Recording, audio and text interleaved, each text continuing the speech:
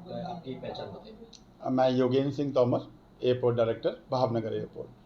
Sir जैसे कि ये स्वप्न सुंदर टाउनशिप 2016 से विवाद में है, जैसे कि आपने 2016 से कलेक्टर को, डीजीसीए को इन्फॉर्म किया कि यहाँ पे गैरकायदेसर कंस्ट्रक्शन हो रहा है, तब भी ये कंस्ट्रक्शन चालू था। अभी अचानक ये विवाद talk of the town city में बना हुआ है, आज ये कंस्ट्रक्शन रुका है, तो इसके पीछे क्या जड़ है, क्या विवाद है, उसको आप शॉर्ट में समझाइए।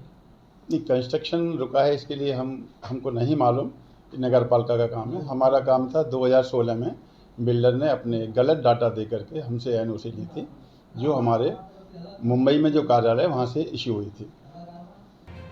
ये एरिया क्योंकि ये फनल एरिया में आता है, जैसे ही हमको ये मालूम पड़ा कि फनल एरिया में कुछ कंस्ट्रक्शन एक्टिविटी जा रही है, तो हमने बीएमसी को 2016 में ही इंटीमेट किया था। उस समय के जो कमिश्नर साहब थे, उनके साथ उन्होंने उनका जो एम्प्लॉय थे, उनके साथ में एक जॉइंट सर्वे हुआ, और जॉइंट सर्वे आकर के दिसंबर में एक रिपोर्ट्स आ गई थी कि बिल्डर ने जो डेटा दिए हैं हमको, वो गलत दिए हैं। उस डेटा के अनुसार से वहाँ कोई भी कंस्ट्रक्शन नहीं हो सकती, लेकिन फिर भी वहाँ कंस्ट्रक्शन हो रही है या कोई रुकवा दिया, उसके बारे में हमें नहीं मालूम। सर जैसे कि ये जो आपको डेटा दिया गया था, तब आपको ये डेटा के बारे में इन्फॉर्म नहीं था, तो या तो उस समय कैसे डेटा लिया जाता था, एनओसी कैसे लिया जाता था? उस समय पर हमारे यहाँ नौका सिस्टम, ऑनलाइन सिस्टम नहीं था। फिजिकली मेजरमेंट पे हमारे यहाँ एनओसी होती थी, जो मुंबई से इश्यू होती थी। उस समय पे जो डाटा हमारे एनओसी का सिस्टम था, उसमें साफ लिखा जाता था कि जो डाटा आपने प्रोवाइड किए हैं, उस डाटा के अनुसार से हाइट एनओसी दी जाती है। यदि किसी भी समय ये पाया गया कि आपके दिए हुए डाटा गलत हैं, तो एनओसी को निरस्त समझा जाए। तो सर ये जो डेटा जो आपको आपके जानकारी में आया कि मतलब ये डेटा मतलब इशू हुआ है, उसमें कितना मतलब क्या इशू में कितने डेटा का गलत मतलब इन्फॉर्मेशन दिया गया था, क्या था आंकड़े के हिसाब से? बिल्डर ने जो डेटा दिया, समुद्र तल से जो हाइट 8 मीटर बताया, जबकि जो जॉइंट सर्वे हुआ उसमें 18.9 मीटर उसकी हाइट थी। 8 मीटर जब उसने बिल्डर ने दिया, उस पर केवल 15 मीटर का कंस्ट्रक्शन की हाइट मिली थी। तो टोटल मिला के हम मानते हैं कि 7.9 मीटर बिल्डर को कंस्ट्रक्शन की हाइट थी ज़मीन तल से। लेकिन जब नया सर्वे किया गया, उसके अनुसार से ये पाया गया कि समुद्र तल से उस ज़मीन की हाइट ही हमारी 18.9 मीटर है, तो वहाँ पर कोई भी कंस्ट्रक्शन नहीं हो सकती, क्योंकि ज़मीन का जो लेवल है वो भी एक तरह का ऑब्स्ट्रक्शन है। तो वहाँ पे इवन एक मंजिल का मकान भी नहीं बन सकता। मतलब सर एक मंजिल तो छोड़ो, एक ईंट भी नहीं रख सकती? नहीं रख सकते। तो अभी वहां पे सर 25 मकान बने हुए हैं, तो उसके ऊपर आने वाले समय में कार्रवाई हो, ऐसा आप डीजीसीए को आपने इन्फॉर्म किया हुआ है? हाँ, हमने ये चिट्ठी लिखी हुई है।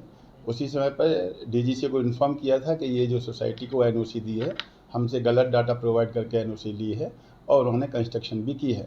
डीजीसीए ने उसी समय पर एक हमें चिट्ठी लिखी थी कि एनओसी के प्रावधान के अनुसार से उचित कार्रवाई के लिए प्रोसीड किया जाए। अगर उसी लेटर के अनुसार से हमने कलेक्टर साहब को, बीएमसी कमिश्नर साहब को एक लेटर लिखा था कि यहाँ पे एयरक्राफ्ट एक्ट 1994 के अनुसार से इस एरिया का डिमोलिशन किया जाए।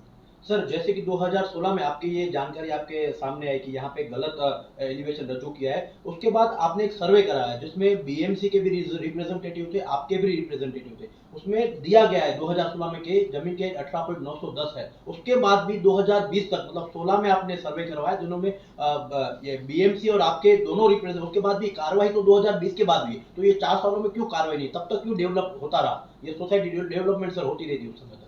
कार्रवाई वहाँ पे हुई, क्यों होता रहा उसके बारे में हम कुछ नहीं बता सकते, क्योंकि हमारे वो परव्यू में नहीं आता।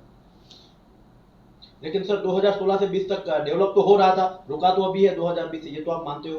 तो उसका रीजन क्या है, वो तो कमिश्नर साहब, म्यूनिसिपल कमिश्नर या जो लोकल बॉडीज हैं वही बता पाएंगी।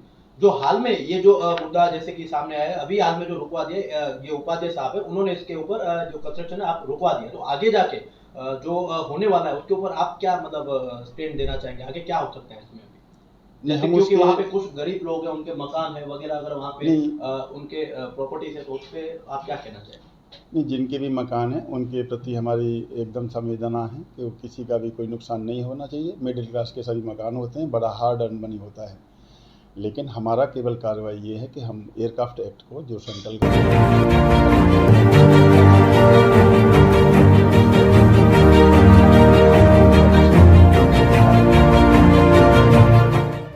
सर आने वाले समय में आप सरकार से, जैसे कि राज्य सरकार और केंद्र सरकार दरख्वास्त करेंगे कि इसमें जो दोषी, चाहे वो चलो आपको वो बिल्डर का जो मैटर है उसने गलत एलिवेशन रजू किया, कमिश्नर का मैटर, लेकिन ये जो